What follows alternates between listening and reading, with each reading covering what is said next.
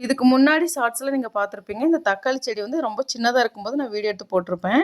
இப்ப பாருங்க நல்லா ஹைட் வச்சிருச்சு. கிட்டத்தட்ட காம்பவுண்டுக்கு மேலயே வளர்ந்துருச்சு. இப்போ வரைக்குமே நான் எந்த ஒரு உரமும் குடுக்கல. நோய் தாக்குதல் இல்லாம நல்லா ஃப்ரெஷ்ஷா அழகா ஹைட்டா வளர்ந்துருக்கு பாருங்க. இந்த செடியில மட்டும் கிட்டத்தட்ட 2 கிலோ தக்காளி பழம் அறுவடை பண்ணியிருப்போம். இவன பார்த்தீங்களா? எங்க ஸ்ட்ரீட்டுக்கு இவன் தான் ஹீரோ. பேர் என்ன தெரியுமா? ரோலக்ஸ். எங்க எதிர்த்த வீட்ல வளர்த்திட்டு இருக்காங்க. பேருக்கு ஏத்த மாதிரி செம்ம தில்லுங்க. ஒருத்தர் புதுசா வரக்கூடாது தெருவுல கத்தி ஆர்ப்பாட்டம் பண்ணிருவான். மார்கழி மாசம் துளசி மாடத்துல ஃப்ரெஷ்ஷா துளசி செடி கொண்டு போய் வைக்கலாம் அப்படின்னு நான் நினைச்சிட்டு இருந்தேன். நல்லா தளன்னு தளைஞ்சு வந்திருந்ததுங்க. அதை போட்டு எப்படி குதறி எடுத்திருக்கான் பாருங்க. அவனுக்கு படுக்கிறதுக்கு இடம் வேணுமா? இந்த ரோட்ல எல்லாம் படுக்கிறக்கு ஐயாக்கு பிடிக்கல. ஈரப்பதமான இடத்த தேடி படுக்கலாம் அப்படின்னு சொல்லிட்டு இந்த செடியை இந்த நிலமை பண்ணிட்டாங்க. நல்ல வேளை இந்த தக்காளி செடி வந்து ஒண்ணுமே பண்ணலைங்க. போனா போகுதுன்னு சொல்லி பாவம் பார்த்து விட்டுட்டான் போல இருக்கு. இந்த ஆப்பிள் தக்காளி செடியிலையும் பார்த்தீங்க அப்படின்னா 2 கிலோ அளவுக்கு தக்காளி வந்து விட்டுருந்தது. ரோலக்ஸ் மனம் வச்சதுனால என்னமோ இதுலயும் 1 கிலோ அளவுக்கு வந்து அறுவடை பண்ணியாச்சு. தேங்க்யூ.